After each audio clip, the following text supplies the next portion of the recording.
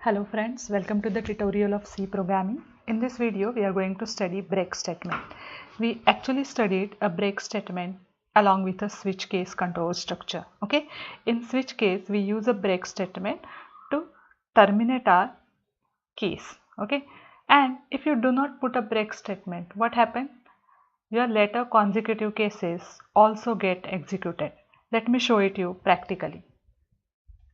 So here I already wrote one program. Okay, as you can see here, it will prompt user to enter a value of number, and if your number value is between 0 to 5, okay, you will get a result and that number get printed in words. And if you enter the value other than 0 to 5, invalid number message get printed. And as you can see here, there is no break statement after each case. So let us run this and let us observe the output. I think there is an error. Let me delete this character. So let us run it again. See, suppose I enter 3. Look at here, what happened? 3, 4, 5, invalid number, everything get printed. Means what it does, it will first of all match for the case. And once your case value get matched, all the cases that appears after your match case, all that get executed. And to avoid this, what we do? We put a break statement. So let us put a break statement and let us observe the output.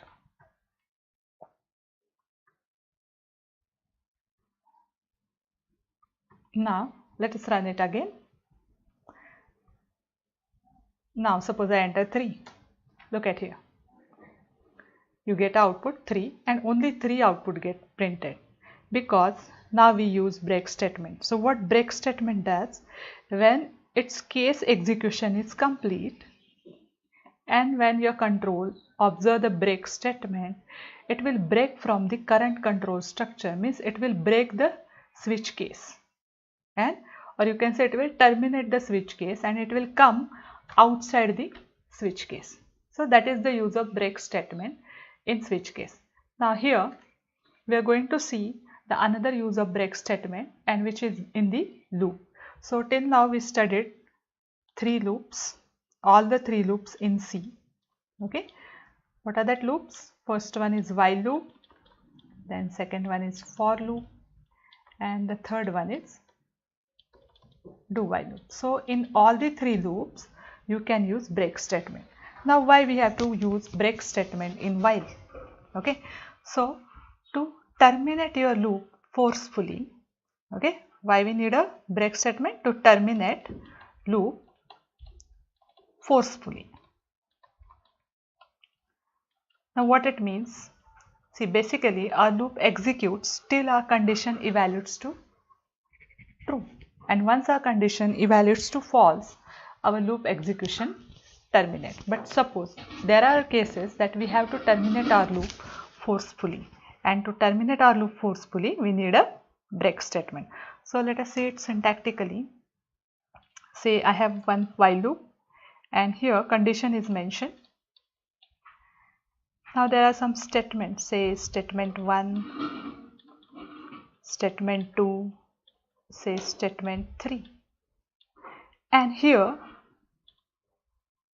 I am specifying one condition using if, and if that condition satisfies, I want to break from the loop. Okay, I want to break from the loop, means I want to terminate that loop forcefully. Now here what happens? If your condition evaluates to true, your while condition evaluates to true, it will enter in the loop. This first 3 statements get executed, then this condition will be checked. If this condition is true, then your loop will break, means it will come outside the loop. Okay, and if this condition is false, then again your loop will be continue. I hope you got this. Now remember one thing, that break statement should be a conditional statement. Break statement should be what? Conditional statement. If this is not going to be a conditional statement, then what happens? Always your loop get terminated forcefully. Okay, means if I wrote it something like this, while condition, and I just put a statement, statement 1, statement 2, then there is statement 3, then here break part appear, then statement 4 is there, then statement 5 is there. Okay, it can be any code. Now here what happened, since we do not put a break statement conditionally, only first 3 statements of our loop get executed, and due to break statement my loop terminate forcefully and rest of the part will not execute.